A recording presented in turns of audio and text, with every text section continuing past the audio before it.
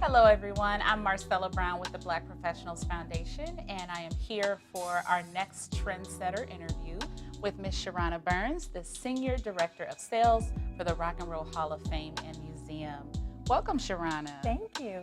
Thank you. It's a pleasure to be here. Thank you. Thank you so much for joining us today. We are very excited to interview you, learn more about what you do at the Rock Hall, and also about your background and all of your connections to Cleveland. Very excited to have Sharrona, one of the 6 members of our 2018 class of Trendsetters. So with that, why don't you start by telling us a little bit about the work that you do at the Rock and Roll Hall of Fame? Absolutely. So I oversee the sales division at the Rock and Roll Hall of Fame, which is essentially the area of the museum that's responsible for generating revenue and attendance. My division covers everything from group sales, groups of 15 or more, just simply coming to the museum to tour. In addition to that, I oversee private events and meetings. And then finally, the third element of the sales division would include any discounts, promotions, special offers that different organizations are interested in. And so what do most people have an interest in when it comes to the Rock Hall? A lot of people kind of are of the general assumption that the museum strictly has rock and roll. Can you talk a little bit more about the other types of music that are represented? Yes, so I love that you pose that question, because when you hear the name of the museum, the world's only Rock and Roll Hall of Fame, some people do think heavy metal, hard rock, but we focus on telling the true story. We focus on telling the history and evolution of rock and roll music.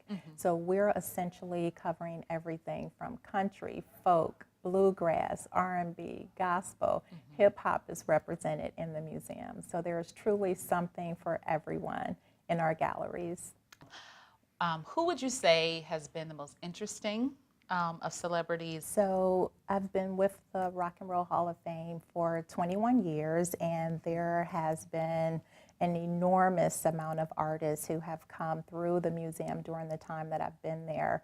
The ones that come to my mind would be former President Bill Clinton, in addition to Muhammad Ali, Aretha Franklin, James Brown. All of them have been to the museum, and James Brown definitely stands out with me. You have some certifications that really put you in a class of expertise in regards to travel, tourism, and leisure. Tell us a little bit about your academic preparation for the field that you work in, and how you have come to really be an expert in the travel and tourism industry.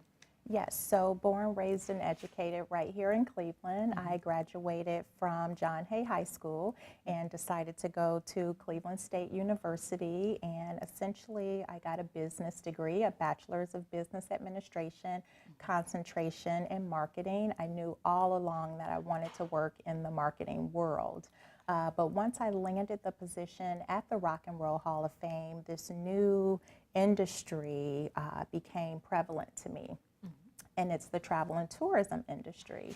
It was not a major at Cleveland State. It was not a field that I was exposed to in any form or fashion, but these certifications were available, and I was already in a little debt from getting my bachelor's degree, so I thought, how can I extend my knowledge of the tourism industry, not necessarily getting a master's, but getting that additional education that was necessary for me to fully understand the industry. So you have this blog called Sharrona Blog.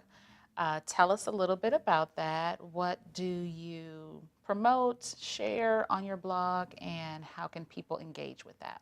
Yes, so to your point, it's sharronablog.com, and it truly started out as a hobby for me.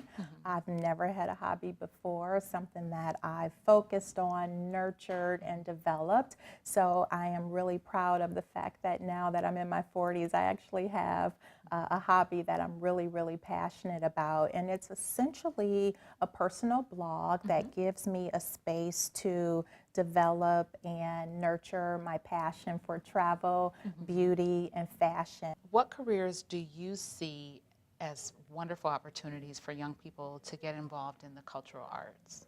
Definitely marketing, definitely marketing and communications. It's not going anywhere anytime soon.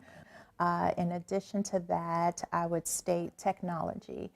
Many of the arts and cultural institutions are absolutely embracing technology. And another area, career opportunity that's not as obvious would be retail, merchandising. Well, thank you so much, Sharrona, for your time pleasure. today. It has been such a joy to get to know you and learn more about what you're doing to really, honestly, further Northeast Ohio as a region. So, on behalf of the foundation, we thank you for joining us. My pleasure. And we will look forward to our next interview with the BPACF Trendsetters.